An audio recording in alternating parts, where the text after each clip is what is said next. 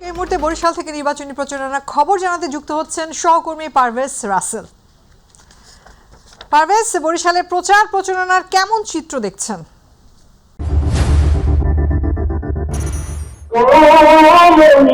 যেমনটা জানাতে চাই, বরিশাল রয়েছে সংসদীয় আসন 5 বরিশাল সদর সিটি কর্পোরেশন এলাকায়। জানেন যে আজ কিন্তু বরিশালে এসেছিলেন বিএনপির চেয়ারপারসন তারেক রহমান। তিনি আসার পর কিন্তু বরিশালের যে রাজনৈতিক মাঠের বা বিএনপির যে সমীকরণ সেটা কিন্তু পরিবর্তন হয়েছে। যে নেতা কর্মীদের মাঝে কিন্তু নতুন করে আবার উৎসাহ উদ্দীপনা দেখা দিয়েছে এবং তারা আবার ভোটের মাঠে কিন্তু তারা সবর হয়েছে, একত্র হয়েছে। তারা কিন্তু ভোট চাচ্ছে এবং বিভিন্ন কৌশল অবলম্বন করছে। বরিশাল সদরে যিনি রয়েছেন বিএনপি মনোনীত প্রার্থী অ্যাডভোকেট মজিবুর রহমান সরোয়ার, তিনি এবার নতুন করে ভিন্ন ভিন্ন ভাবে কিন্তু তার নির্বাচনী প্রচারণার যে কার্যক্রম সেটা কিন্তু চালিয়ে যাচ্ছে। এই মুহূর্তে রয়েছে বরিশালের গির্জা মহল্লা এলাকায়, একেবারে প্রাণ কেন্দ্র। যিনি মনোনীত রয়েছেন মজিবুর রহমান সরোয়ার, তার মনোনীত তার একজন সমর্থক রয়েছেন বরিশাল সদর উপজেলা বিএনপির আহ্বায়ক আলহাজ নুরুল আমিন। একটু কথা বলে জানতে চাইবো, আজ তো তারেক রহমান বরিশালে আসছেন, তার আসার পরে যে রাজনীতির সমীকরণ বা নির্বাচন বা ভোট চাচ্ছেন, আপনারা কিভাবে প্রতিশ্রুতি দিচ্ছেন এবং আগামীর কেমন বাংলাদেশ গড়ার প্রত্যয় ব্যক্ত করবেন আপনারা? বৃহত্তর বরিশালের উন্নয়ন মানেই শহীদ প্রেসিডেন্ট জিয়া রহমান খালেদা জিয়ার হাতদার উন্নয়ন।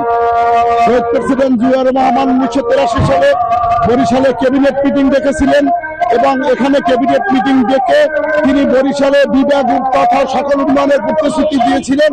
আমাদের 93 সালে দেশনেত্রী বেগম খালেদা জিয়া যখন এখানে প্রধানমন্ত্রী হিসেবে আসেন, তখন এসে বরিশালকে বিভাগ ঘোষণা করেন এবং বরিশালের যত প্রকার বিভাগীয় অফিস আদালত এবং বিশ্ববিদ্যালয় থেকে শুরু করে আশেপাশে ব্রিজ কালভার্ট রাস্তাঘাট সবকিছু তার হাত দিয়ে উন্নয়ন হয়।